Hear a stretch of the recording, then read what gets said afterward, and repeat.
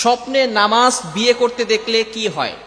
খুবই গুরুত্বপূর্ণ একটি বিষয়। অনেক সময় আমরা যখন ঘুমিয়ে যাই তখন স্বপ্নে দেখি নামাজ পড়তেছি, অথবা স্বপ্নে দেখি আমি বিয়ে করতেছি।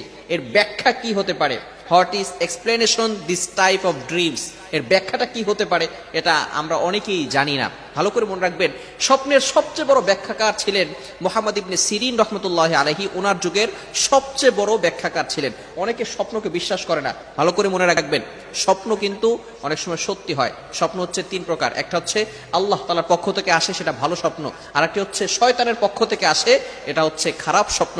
আরেকটি স্বপ্ন হচ্ছে নফসানি স্বপ্ন, অর্থাৎ সারাদিন মানুষ যেটা চিন্তা করে এটাই সে বারবার স্বপ্ন দেখতে থাকে। এখন ভালো স্বপ্নটা এরা আল্লাহ তাআলার পক্ষ থেকে আসে। তবে রাত 12টার পর থেকে নিয়ে ফজরের নামাজের আগ পর্যন্ত যে স্বপ্নগুলো দেখা হয়, এই স্বপ্নগুলো সত্য হয়ে থাকে। ভালো করে মনে রাখবেন। আর স্বপ্ন হচ্ছে নবুয়তের 46 ভাগের 1 ভাগ। সুতরাং এটাকে অবিশ্বাস করার কোনো অবকাশ নেই। এজন্য অবশ্যই অবশ্যই স্বপ্ন সত্য হয়ে থাকে। তো কেউ যদি নামাজ দেখে যে সে নামাজ পড়তেছে, এর ব্যাখ্যা কি হতে পারে? মুহাম্মদ ইবনে সিরিন রহমতুল্লাহ আলাইহি উনি এর ব্যাখ্যা চমৎকার করে দিয়েছেন। যদি আপনি স্বপ্ন দেখেন যে আপনি নামাজ পড়তেছেন, আল্লাহ তাআলা আপনার মনের আশা পূরণ করে দিবেন। বলেন সুবহানাল্লাহ। যদি কেউ স্বপ্ন দেখে সে বসে শুয়ে নামাজ পড়তেছে, তাহলে সে রোগাক্রান্ত হয়ে যাবে। তাহলে আপনি হতাশ হবেন না, নিরাশ হবেন না। এর পরিবর্তে আপনি কি করতে পারেন? যদি আপনি দেখেন যে আপনি শুয়ে নামাজ পড়তেছেন, তাহলে আপনি আল্লাহর জন্য কিছু টাকা ডোনেশন করে দিবেন। আপনি কিছু সাদাকা করবেন, ডোনেশন করবেন। মনে রাখবেন, আস-সাদাকাতু তাদুররুল বালা। Donation protect from all accident.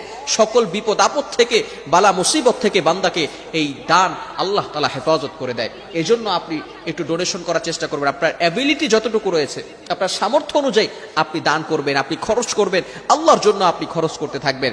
1 number, যদি আপনি শুয়ে স্বপ্ন দেখেন তাহলে আপনি রোগাক্রান্ত হয়ে যেতে পারেন। দ্বিতীয় নাম্বার হচ্ছে, যদি আপনি বসে নামাজ পড়ার স্বপ্ন দেখেন, তাহলে আপনার জন্য ভালো খবর আসতে পারে এবং আপনি অসুস্থ হয়ে যেতে পারেন।